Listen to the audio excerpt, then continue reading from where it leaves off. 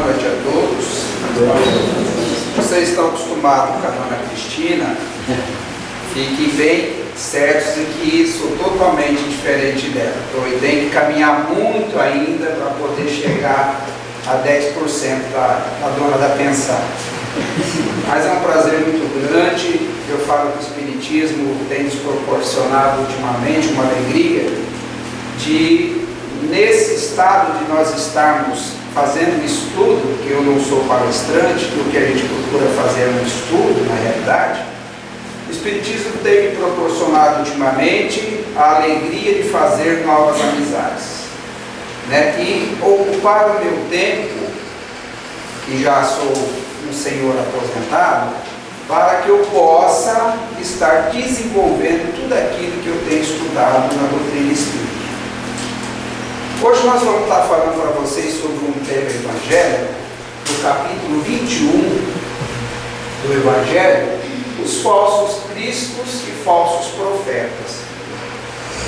Às vezes a gente ainda, numa época como a de hoje, nós podemos nos questionar: será que ainda existem falsos cristos e falsos profetas?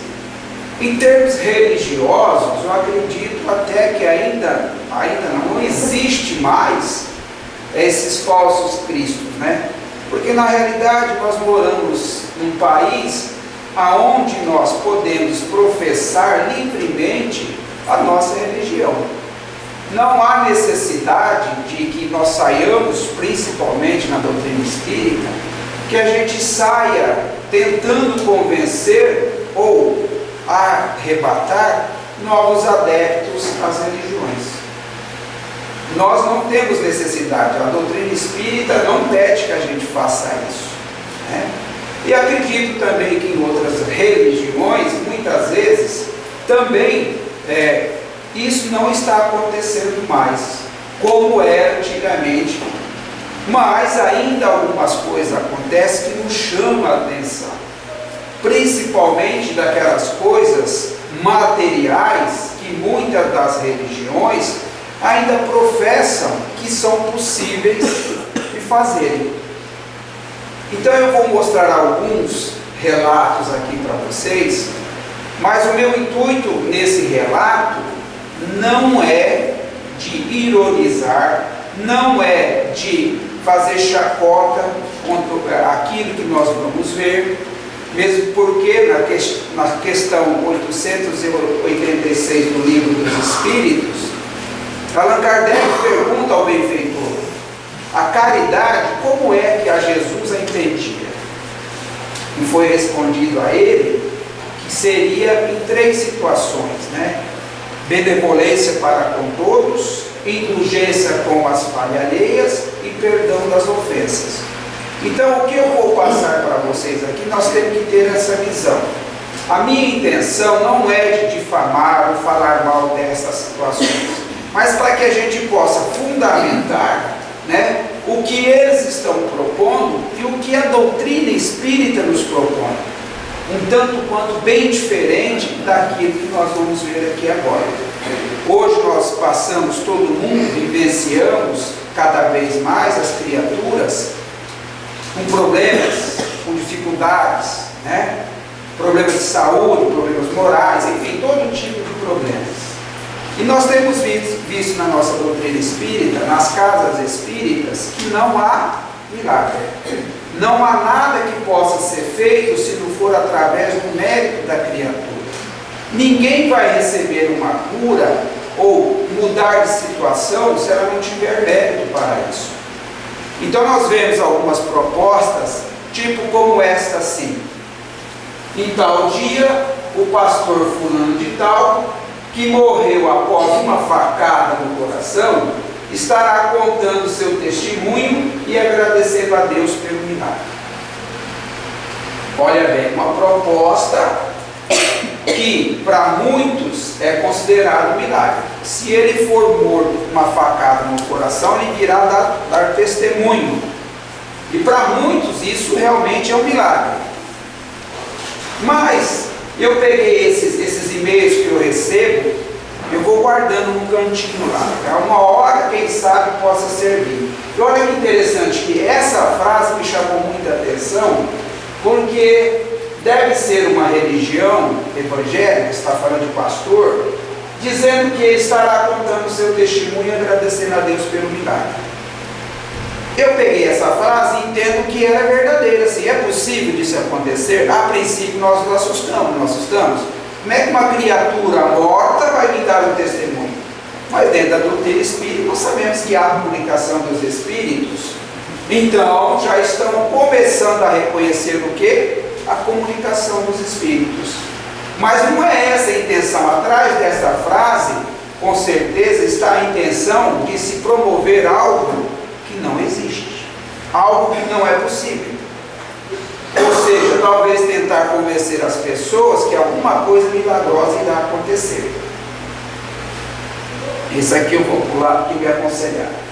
Um outro e-mail que eu recebi também: Pai Ambrósio, resolvo os problemas amorosos e profissionais, curo qualquer doença, até viadagem, curo qualquer vício, encontro com cão perdido, tiram unha encravada e fimose, jogo cartas, bingo e bilhar. Isso nós estamos é um poste, né, com esse cartaz aí. Mas vai incorporando, nós temos 2 ou 3 criaturas que entregam aqueles panfletos, né, que lê a sorte, que recupera não sei o que, que faz isso, que faz aquilo. Aí a gente começa a perceber que isto, na realidade, quem tem o conhecimento da doutrina espírita sabe que isso não é possível assim, chegar lá e resolver isso da forma como eles propõem. Nós sabemos disso, né? E aqui eu encontrei até uma coisa que nós precisamos tomar muito cuidado, até uma discriminação com o homossexualismo, né? O termo pejorativo que ele coloca lá, né? Quer dizer, para eles isso já é uma quê? É considerado uma doença, algo, né, que não existe, ou coisas que tem que ser curadas. Então há um preconceito total, né, nessa frase aí que ele usou. E essa daqui foi para fechar com chave de ouro, as garrafadas, famosas garrafadas. Faz garrafada. O português também está maravilhoso. Faz garrafada, tem o telefone, o nome da pessoa e tudo mais. Faz garrafada para diabetes, para colesterol, para bronquite, para pressão alta, para gastrite, para inflamação no útero, para emagrecer, para inflamação da próstata, para menopausa, para levantar a moral, para desgaste físico e para coluna. Meu Deus do céu, esse camarada, eu vou começar a tomar umas garrafadas dessa aí para ver se eu curo minhas artroses, minhas artrite, tudo que aparece começa a aparecer, todas essas ites que vem pra gente, né, depois dos 22, é artrite, é labirintite, o que mais que vem? É um monte de coisas que aparecem. Quem sabe a gente encontrando cidadão, ele possa resolver o nosso problema, né? Mas, meus irmãos, fora essa brincadeira, é isso que eu quero que vocês entendam. A proposta dessas pessoas é totalmente diferente da nossa doutrina espírita. Esse daqui, então, não tem mais o que falar. Tu sofre, pai Arnábio tem a solução. Benze cobreiro, tira bicho de pé e o encravado. Batiza filho de mãe solteira, resgata fundo de garantia e cancela cartão. O cidadão pode estar estourado no cartão de crédito, dever até as tampas, mas ele cancela o cartão. E resgata fundo de garantia. Tira qualquer tipo de demônio do corpo de qualquer lugar. Cura congestão, afta e hemorroida. Traz de volta marido e descobre corno. Atendemos qualquer horário. Venha com fé que o resto é com ele. Olha interessante. Venha com fé. Aí eu poderia perguntar para vocês acham que essas criaturas, essas pessoas, conseguiriam fazer alguma coisa em prol de alguém? Eu vejo muitas vezes as pessoas que a própria fé faz com que ela se inclui. Isso é possível. Se você acreditar que é possível uma modificação, essa fé vai te auxiliar, ela vai te ajudar.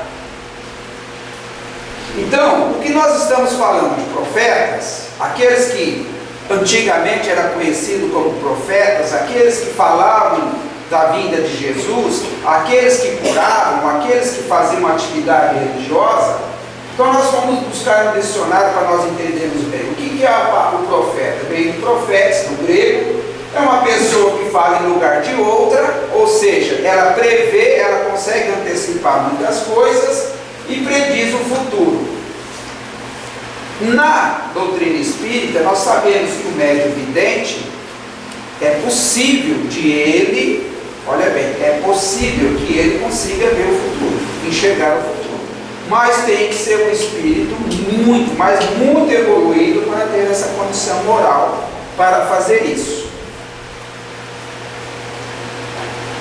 Nos relatórios do Velho Testamento, nós vamos encontrar que os profetas, eles eram pessoas possuidoras de dons mediúnicos. Ou seja, eles recebiam a intuição do mais alto, né? Não eram propriamente eles, seria o Donizete recebendo mediunicamente uma informação que não é minha, que vem do mais alto, vem do plano espiritual, e eu estaria falando para vocês. Também essas criaturas, elas tinham a missão de trazer à Terra palavras do alto, ou seja, do intercâmbio do mundo espiritual com a Terra. Instruir os homens acerca das coisas espirituais, alertá-los e indicar o caminho a seguir. Então essa era a função e a missão dos profetas. No Evangelho, no sentido evangélico, Kardec nos diz no capítulo 21, item 4, que o profeta é todo enviado de Deus com a missão de instruir os homens e de lhes revelar as coisas ocultas e mistérios da vida espiritual. Então essa é a função do profeta, ou seja, esclarecer as coisas ocultas. Então nós vamos pegar em 3 pontos básicos. Nós estamos na terceira revelação. A primeira qual foi? Moisés. A segunda quem foi? Jesus. E a terceira, a nossa doutrina espírita.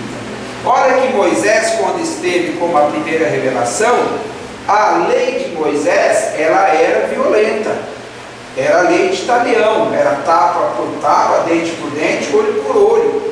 Porque naquela época o povo necessitava de uma lei dessa forma, para conduzi-los no seu caminho correto.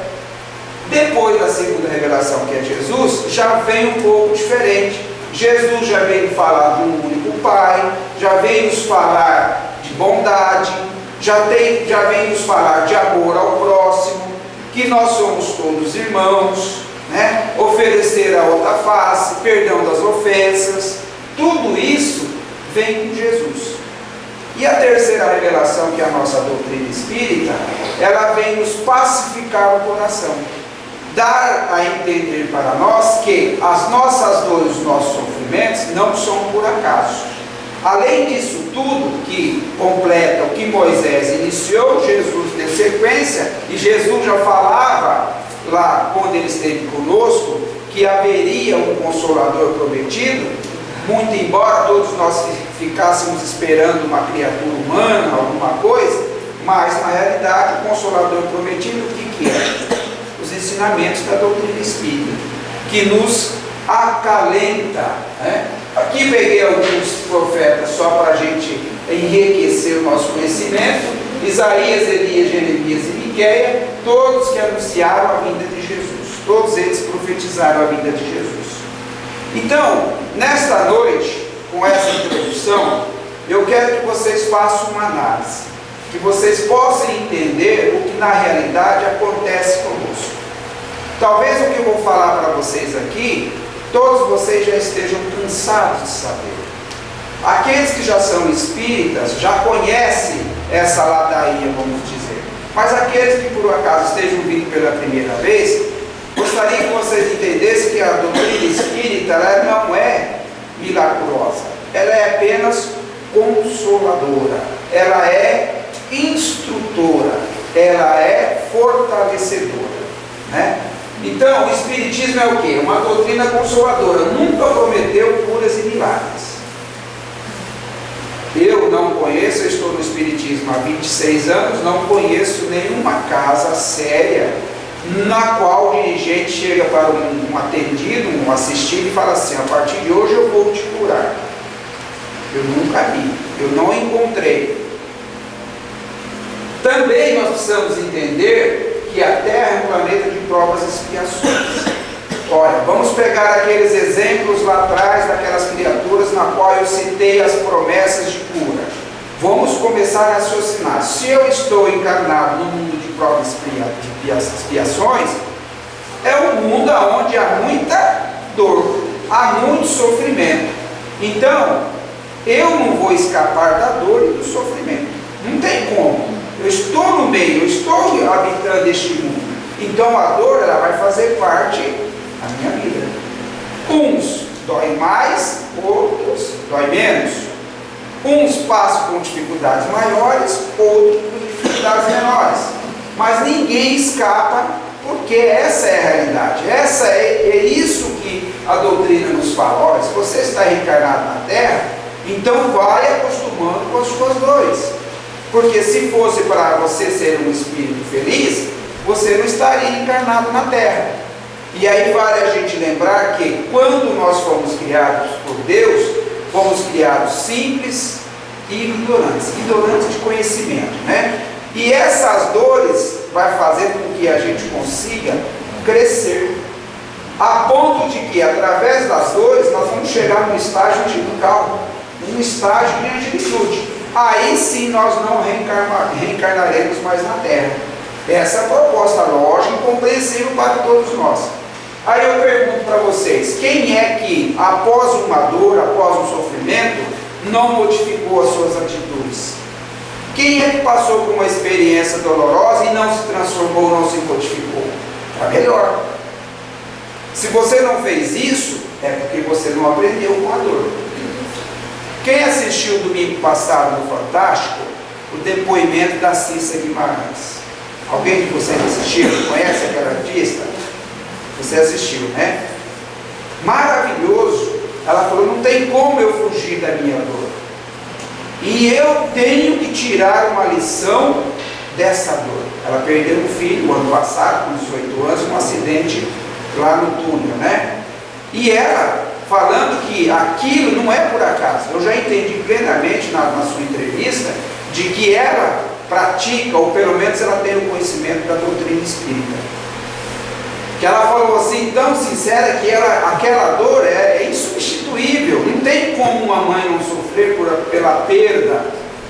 Vou abrir um parênteses: nós não perdemos nada, apenas nós nos separamos momentaneamente, né? Porque nós estamos na condição de pais, nós estamos na condição de filhos, nós estamos na condição de esposo, de esposa, de cunhado, de irmão. Então, essa dor nós temos que aprender com ela. Alguma coisa nós temos que aprender. Se não aprendermos, nós não vamos crescer. Não valeu nada essa dor. Foi uma dor perdida. E é isso que nós achamos e encontramos respostas na doutrina espírita. Existem nossos karmas reencarnatórios. Nós muitas vezes não entendemos porque sofremos. Olha, de repente uma criatura passa 60 anos vivendo uma vida tranquila, sem nenhum problema, sem fazer mal a alguém, sem prejudicar ninguém. Só que de repente essa pessoa sofre uma situação adversa e aí ela começa a vivenciar um problema muito sério, muito grave. Quer que seja de saúde, moral, alguma coisa assim. Aonde nós vamos encontrar uma explicação dessa, né? Nos karmas reencarnatórios, ou seja, aquilo que quando eu estava do outro lado, quando da minha solicitude para que eu reencarnasse, eu falei: olha, pode colocar essa prova para mim, que quando eu reencarnar na próxima Terra eu vou dar conta disso. Isto nós temos que começar a colocar em nossas mentes, para que a gente possa entender o que? A fé raciocinada. Porque quando nós estamos do outro lado, nós pedimos para reencarnar. Quem assistiu o filme do Nosso Lar viu muito bem o exemplo da mãe de Aulos, né, que pede para reencarnar e ela vai se submeter a uma situação de dor, de sofrimento. Foi ela que escolheu. Por que eu estou falando isso? Porque as nossas dores, muitas vezes, somos nós que escolhemos. Então não é qualquer pessoa que vai chegar e vai nos tirar essa dor, como prometem aquelas criaturas lá, né? Então o que nós temos que ter? Uma fé raciocinada. Espera aí, se eu não cometi nenhum ato ilícito, se eu não infringi as leis naturais de Deus, e agora estou vivenciando um problema, alguma coisa eu fiz para merecer essa dor.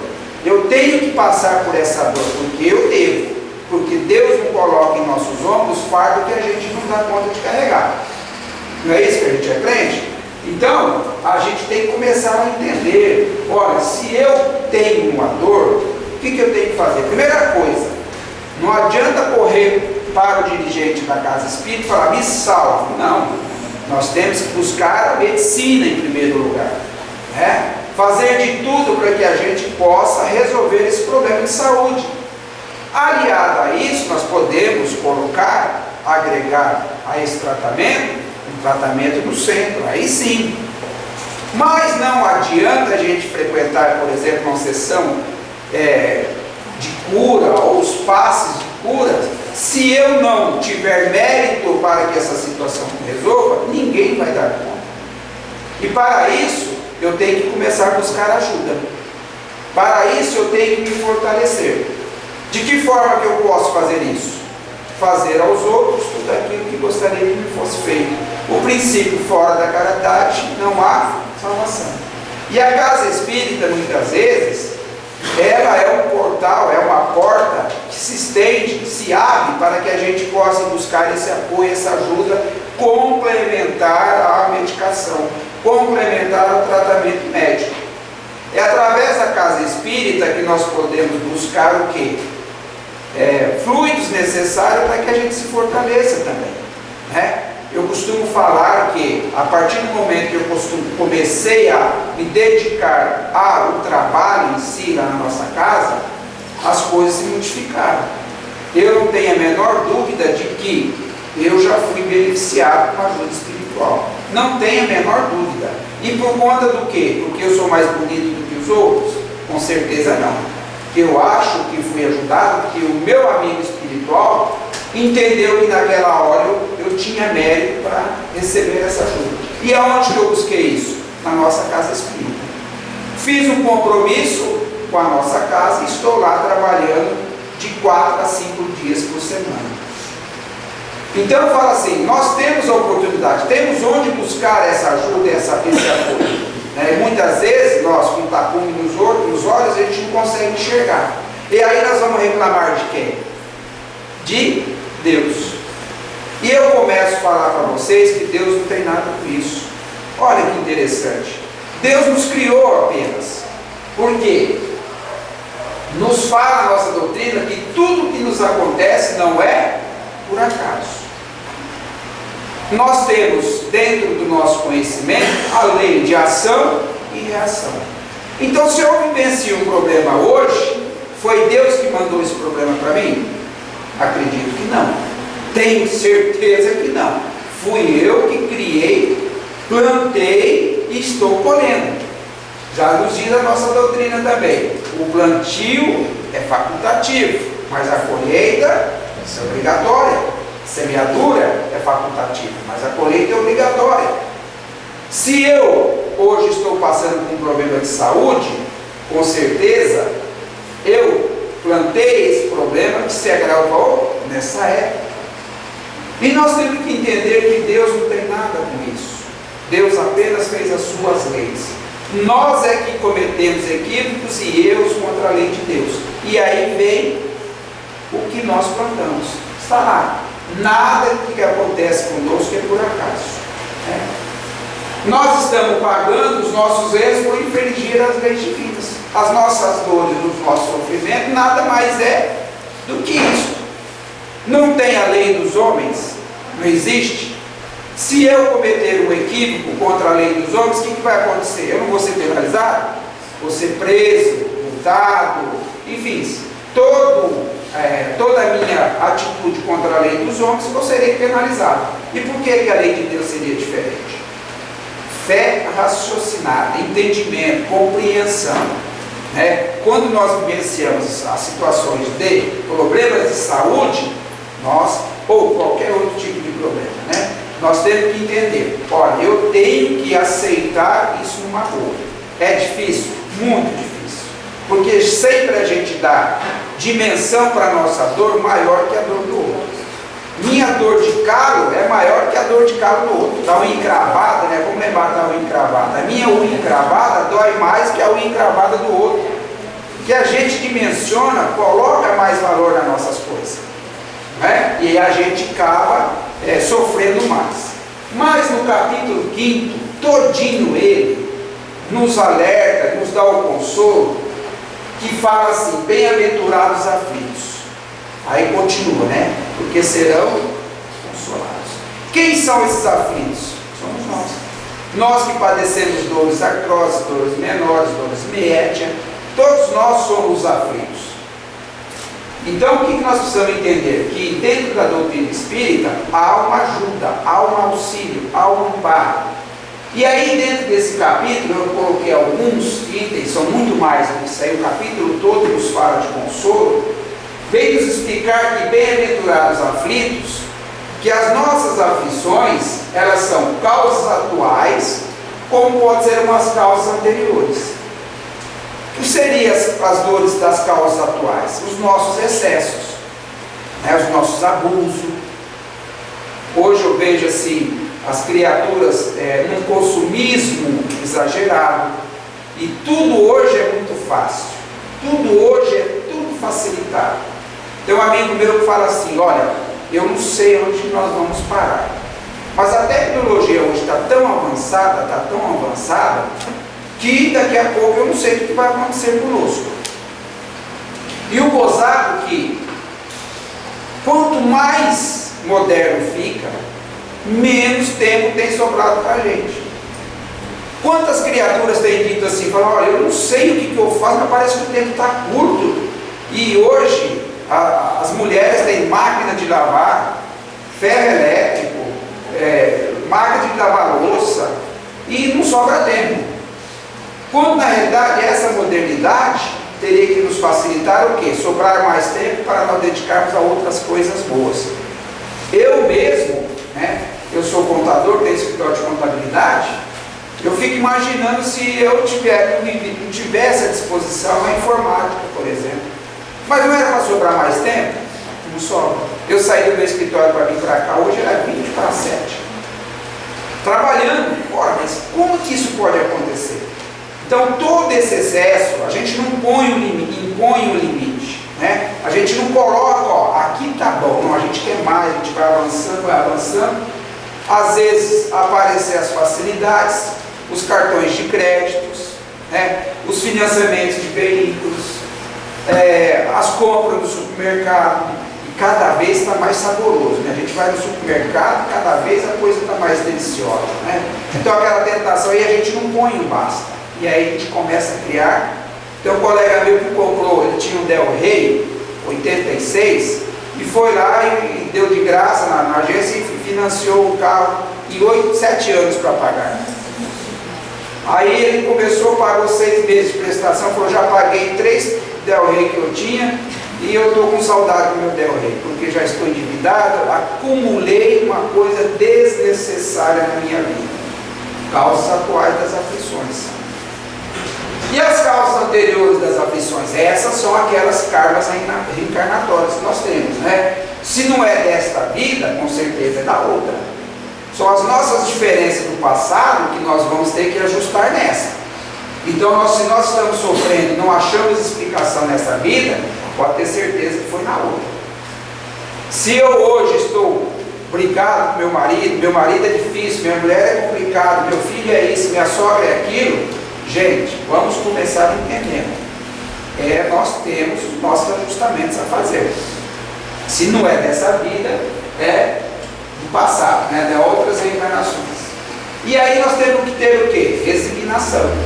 Ora, fica fácil, aparentemente, se eu sei que a minha dor ou ela é causada por essas aflições dessa época, dessa vida, ou dos anos anteriores, e eu busco ajuda no médico, vou no centro, vou no Pai de Santo, vou no benzedor, vou lá no índio pajé, vou em tudo quanto é lugar, e não, esse problema não é resolvido, então eu tenho que me resignar. Tá bom, tá certo, se é isso que eu tenho que vivenciar, falando assim é fácil, mas essa é a realidade. Eu tenho que ter o quê? Resignação. Aceitar isso como solucionado. Os mais antigos falavam assim, que o problema quando não tem solução, solucionado está. Se eu já busquei de tudo quanto é jeito, sair dessa situação e não resolveu, está resolvido o problema. A dor está aí, eu tenho que enfrentar. Eu tenho que fazer isso. Os Espíritos nos dizem o seguinte: o bem sofrer, o mal sofrer. Lembra que eu falei para vocês que a nossa Terra é um planeta de prova e expiação, a dor faz parte, ela convive conosco. Então o que nós temos que saber? É bem sofrer ou mal sofrer? Existe isso? Sofrer bem? Existe. É aquilo que eu falei, tem muita gente que dá muita importância à sua dor e esquece de olhar para trás. Esquece de ver que a situação do outro é tão pior do que a dele. Tem um relato que nós acompanhamos recentemente de uma mãe. Num acidente automobilístico, faleceu o terceiro filho dela, o mais novo, caçulinha. E essa mãe se desesperou. Entrou num estado de depressão que ninguém conseguia consolar essa mãe. E aí, certa feita, ela, no auge da sua crise, da sua dor, blasfemando contra Deus, inclusive, onde Deus não existe, que Deus não era justo ter levado o filho dela, né? O filho mais velho chegou até ela e disse assim: mãe, nós estamos indo embora de casa. Mas por que você vai fazer isso, meu filho? Olha, mãe, para nós dá a impressão bem clara que a senhora tinha um filho só. E a senhora tem mais dois. Diz que ela assustou. E ele ainda incrementou: mãe, a senhora está chorando a morte de um, tem dois, tem mãe que não tem nenhum. Diz que aquilo foi um choque tão grande para ela, mas um choque positivo, uma coisa boa, que ela começou a meditar nessa frase: ela ainda tinha dois, tem mães que não tem nenhum. Então vocês percebem, olha só a situação, ela estava sofrendo por conta de uma fatalidade, que nós devemos saber depois, nós vamos comentar também, que não é tão fatalidade, que muitos pais não conhecem os filhos que têm, né? Então ela começou a dar uma dimensão para a sua dor muito maior do que ela era. E aí ela se transformou, aí ela conseguiu enxergar a realidade, que ela tinha sim uma vida de felicidade, de momentos felizes com mais dois filhos. E aí ela passa a viver a situação com mais tranquilidade. O mal é o remédio. Vocês duvidam que o mal é remédio? Os mais antigos aqui, aqueles remédios que o pessoal dava, falava, quanto mais amargo, melhor é. Não era assim? O mal é o remédio, porque com a dor nós aprendemos. Eu lembro do meu filho, quando ele era pequenininho, estava tateando mais velho, estava na casa da minha sogra é uma quituteira de mão cheia, adora cozinhar, e quando nós íamos para lá, ela não sabia o que fazia para nos agradar. E o meu filho mais velho era de colo, e ele ficava encantado com aquela luzinha do forno, assando lá os quitutes. E eu colocava ele no chão, ele corria para o lado do fogão. Eu fui, deixei uma, deixei duas, deixei três. Na quarta ele foi e botou os dedinhos no vidro do forninho assando. Imagina o que aconteceu, né? As pontinhas dos dedos. Chorou, peguei ele, consolei, passei o remédio, voltei e coloquei ele de frente do fogão. Ele fez assim com a cabeça. Então vocês percebem como que é? Ele aprendeu com o quê? Muitas vezes nós aprendemos, pai e mãe falam, a doutrina nos aconselha, mas não, nós queremos bater a cabeça. Aí a gente vai, bate a cabeça, sofre, dói, aí a gente encontra o caminho. Então, o mal é o remédio, sim. Muitas vezes nós precisamos tomar um remédio amargo para que a gente possa se melhorar. Perda de pessoas amadas e mortes prematuras é uma situação que nós vivenciamos, como dessa mãe agora há pouco, que ficava lamentando a separação momentânea desse filho, né? E nessa angústia e nessa situação, ela sequer conseguia fazer uma prece para o filho. Ela não conseguia orar, o desespero dela pela perda, pela separação. E nós estamos estudando lá na nossa casa, às quintas-feiras, o livro de André Luiz, Nos Domínios da Mediunidade. E tem um relato de um espírito lá, dizendo o seguinte, mandando um recado para a mãe: mãe, eu estou ao seu lado, mas a tua pouca fé é tanta que você não sente a minha presença. Muitas vezes isso acontece com nós. Se vocês lerem aquele livro Crianças do Além, vocês vão ver relatos de crianças dizendo para a mãe: mãe, pare de chorar, não lastime, para de reclamar, faça uma prece para mim que você está me atrapalhando aqui no mundo espiritual. Você está me atrapalhando no meu crescimento, no meu desenvolvimento. Então, aí a gente fica o quê? Chorando as mortes prematuras, né? A separação momentânea é difícil, ninguém vai superar essa dor, ninguém vai conseguir fazer com que a perda, a separação, seja uma dor dolorida, amarga, mas a gente tem que pensar que a vida é assim, né? Entender que a vida é assim. E os tormentos voluntários? Aqui é que eu vou citar o exemplo do jovenzinho desencarnado aos 17 anos. Os tormentos voluntários, muitas vezes, não é porque, já o próprio nome diz, é voluntário, a gente que vai em contra, a gente que vai atrás, né? E aí vai o recado, através dessa situação que nós vivenciamos, para a juventude de hoje.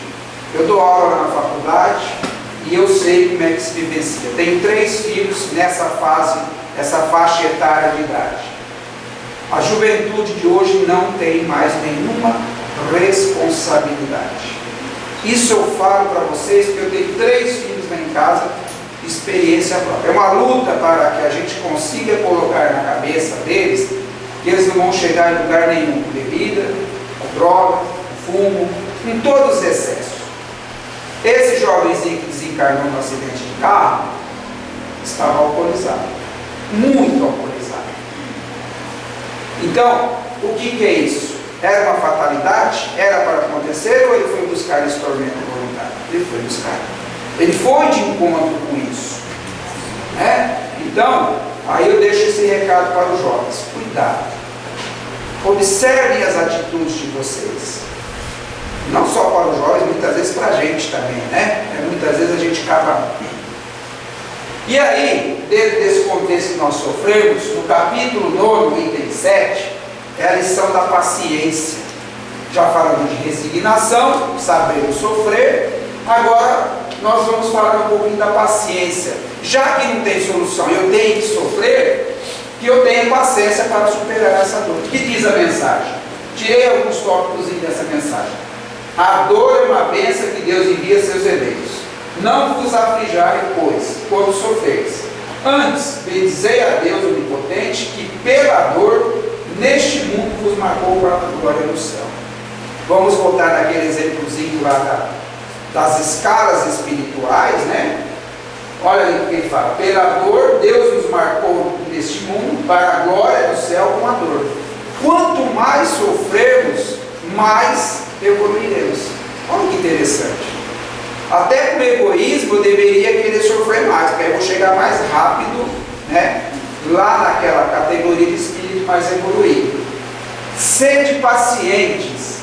A paciência também é uma caridade e deveis praticar a lei de caridade ensinada pelo Cristo, enviado de Deus. A caridade que consiste na esmola dada aos pobres é a mais fácil de todas. Essa facinha, né? De nós chegarmos, darmos um prato de sopa, darmos um agasalho, darmos um dinheiro. Mas e a caridade moral? De fazermos uma visita fraterna, de levarmos uma palavra amiga, um abraço. Muitas vezes, isso resolve muito mais do que a gente dá o material. Muito mais, com certeza. E aí finaliza a lição da paciência. Há uma outra caridade, né? Porém, muito mais penosa e, consequentemente, mais meritória. A de perdoarmos, olha que interessante essa frase, a de perdoarmos aos que Deus colocou em nosso caminho para ser instrumentos do nosso sofrer e para nos porem à prova a paciência. Essa aqui, dessa lição da paciência, quando muitas vezes a gente está conversando com alguém, eu sempre indico, porque aqui realmente é um teste de ferro para nós. Aos sábados nós fazemos visitas de passes para a nossa comunidade, e tem um jovem de 37 anos. Há 10 anos atrás, ele sofreu um pequenino acidente. Estava andando dentro de casa, caiu, bateu uma parte da cabeça no chão, sozinho, sem nada, e aí praticamente ficou tetraplégico, não movimenta nada, uma pancada na cabeça. Há 10 anos, a mãe só tinha ele, o pai já havia desencarnado, e ficou essa mãe com esse jovem. Há 10 anos esse jovem está sobre uma cama. Há 10 anos, dia e noite, sentada ao lado da cama do filho. E ainda tem que agradecer a Deus por essa situação que esse a de perdoarmos aos que Deus nos colocou em nossos caminhos para sofrermos. Então, se nós temos o marido problemas, a esposa, os filhos, amigos, vizinhos, chefe de onde a gente trabalha, o colega de trabalho, ainda nós temos que agradecer. Olha que interessante. Não é fácil, né? Então, essa é muito mais meritória, né? Que Deus nos colocou a ser instrumentos do nosso sofrer e para que nos porem à prova a nossa paciência, né?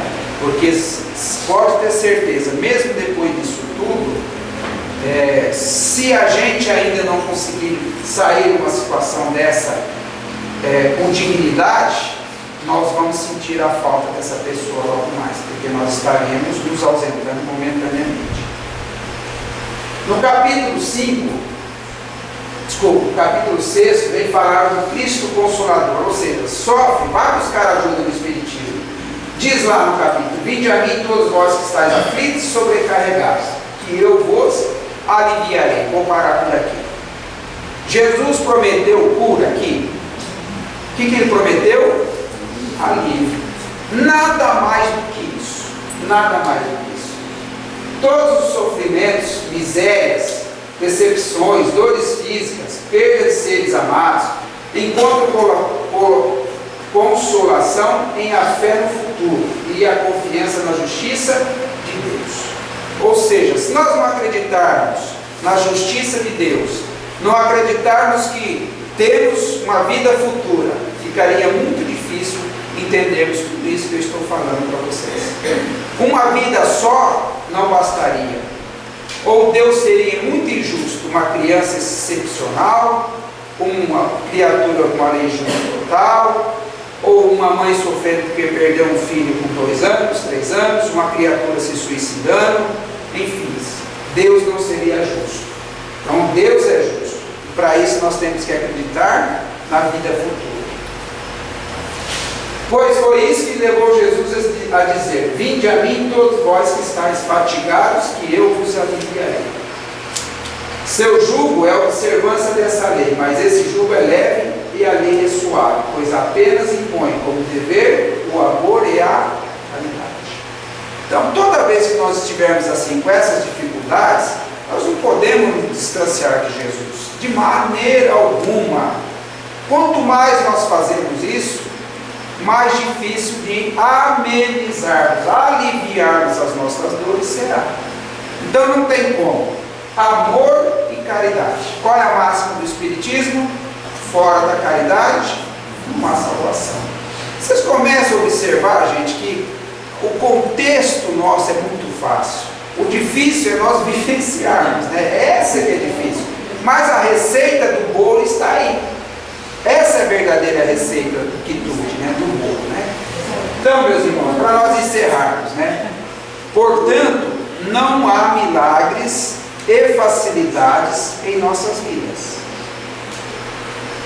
Temos que ter méritos para alcançarmos os benefícios que nos levarão rumo ao progresso moral, que tanto nos fala a nossa abençoada doutrina espírita. Então, meus irmãos, o que eu queria deixar para vocês como mensagem hoje é esse entendimento, né? Já que nós estamos no mundo de prova e expiação, que nós temos que sofrer, não há como, né? Que a gente saiba sofrer usando a doutrina espírita a nosso favor, com a fé raciocinada, com entendimento, buscando através de uma casa espírita os benefícios necessários para o nosso auxílio. Que com esse conjunto todo a gente sabe. Se não melhorarmos, pelo menos nós teremos o consolo, pois a nossa doutrina ela é consoladora. Que Jesus nos fortaleça e nos abençoe. Muito obrigado.